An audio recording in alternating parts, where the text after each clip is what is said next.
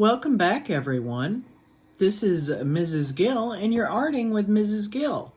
As I had said in my previous video, I'm going to be doing 30 days of sketchbooking with you all. I've done this for quite a while, and I just enjoy it, and it relaxes me, and I hope it will relax you. Today we're going to be using the mixed media sketchbook, and I like this because you can use both sides at once on this, as you can see. So what I'm going to do today is I'm going to copy what I have already done, and this is using Posca markers, variety of greens and blues, and then I add mixed media on it. I like glitter. So what I've done is I've added little gems. You can get these on Amazon. They just stick on. And I really like it because it gives everything a nice shine, and it's just kind of fun.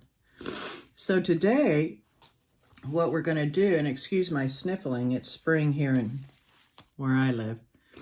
So what we're going to do is we're going to start out with just making lines, okay? Don't make this too difficult. Again, I do art every day, and I love it because I can relax. I can use different media. Mainly, I use Posca markers, as you can see here, but I also use Artix markers as well. I like them. These are acrylic paint markers, so rather than using a paintbrush and acrylic out of a tube or a container, you can just buy these pens. So what I'm going to go ahead and do is I'm going to go ahead and make my lines. Again, this is a Posca marker. How you use these is you shake them up and make sure that all the paint has gone down to the nib, and then you can start doing it like this. So I'm going to do this. Just make these lines like I did above. And I'm making another one. Just fun stuff. Now these are permanent markers. These acrylic markers. So just so you know. And I really like them because when you do want to cover your artwork with maybe a Mod Podge, it won't run. Your colors won't run. You have to be careful on some of your pens because they might run if you try and cover them, like to frame a picture or something like that. So be careful. So look, I've done my lines. Again, a Posca marker. You don't have to use a Posca marker. You can use anything from a pencil to a felt marker to crayons. These can be kids' activities. These can be anyone's activities. You don't even have to have these sketchbooks. You can do it on a piece of paper or notebook. So it's as simple as that. Again, I've done this for a number of years and I really like it. So, okay, we've laid down our outline here. Now I want to add some colors. So with Posca, you can add these colors onto your sketchbook. So you go ahead and you color them. I'm not going to color them all for time's sake, but I wanted you to see how wonderful these markers are. Can you see that? Can you see how great those colors are? I love it. I like the sound of it too when it goes down. I am not a professional artist. I just want you all to know that. I am just a woman who likes to have fun and who's experimented with media, different products through all the years. So just so you know, I'm not a professional, but I sure do love to learn new things. And with this channel, I'm going to be showing you the stuff that I already know, and I'm going to be showing you new stuff that I've always wanted to try, but I'm going to have you all be my audience so that maybe you can try them too. I've got all these instruction art books, And I thought on this channel that I would just start doing some of these projects that I wanted to do. And you could join me if you wanted to. It's very fun.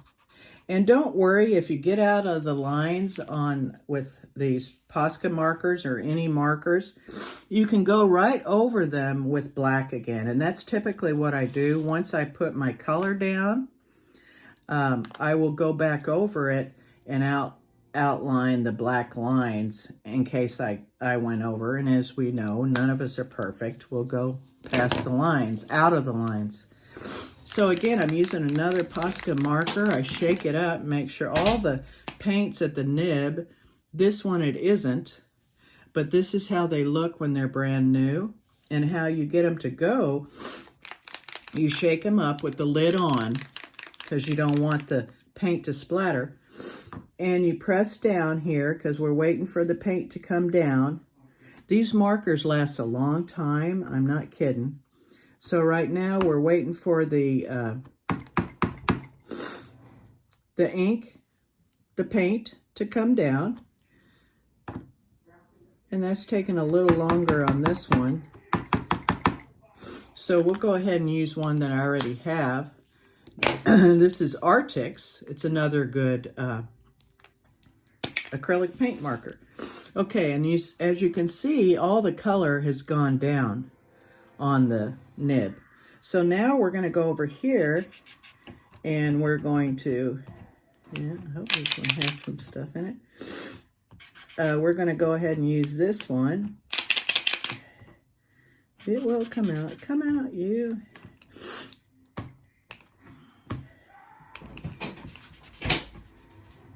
Well, that blue's not coming out. So, oh, here it comes. Here it comes. See it coming down into the nib? Now, there we go. You see that beautiful blue color? You can probably see it over here a little better. But isn't that gorgeous? That's with your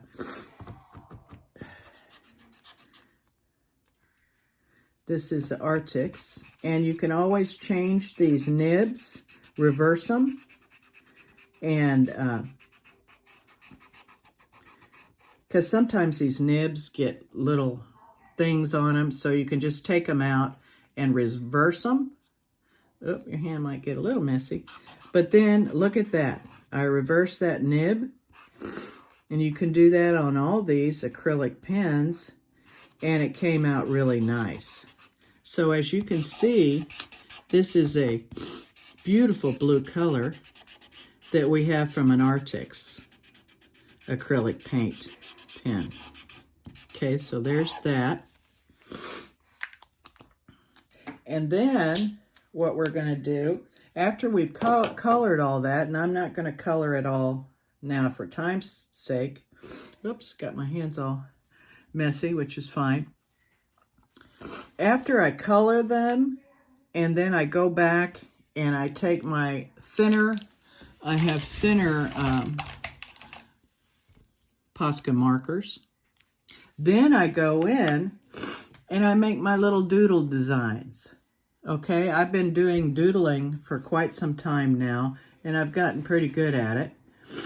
And I like it because it changes the textures and makes things pop more. And that's why I like to add these mixed media little sticker things you see here.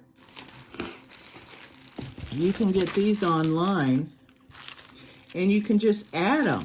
This is a mixed media. It's under Arts and Craft under Amazon. And you can just add these little crystals. And they're very fun. You just take them off, peel them off, and put them anywhere you want. I can put one right here on that. And they stay. They stick on. As you can see here, I've got several that I've done. So, anywho, that's what I do. I use different designs. You can make any kind of designs you want. You know, whether it's triangles, whether it's circles, lines, And like I say, I've practiced this a lot through the year, so I've gotten fairly good at it. But if I want something to look better, I'll go back and outline it in black. Okay? Black will make the colors pop. Okay? So, I hope you've enjoyed this first section of sketchbooking. Again, this is just a couple of pages.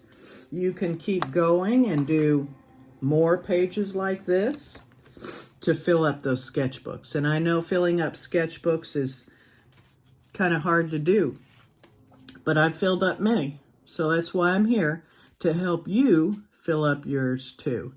So thank you for coming to my channel, Arting with Mrs. Gill.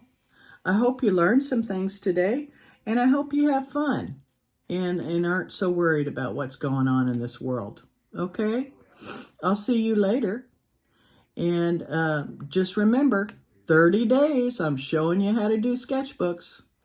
Bye-bye from Arting with Mrs. Gill. Bye-bye.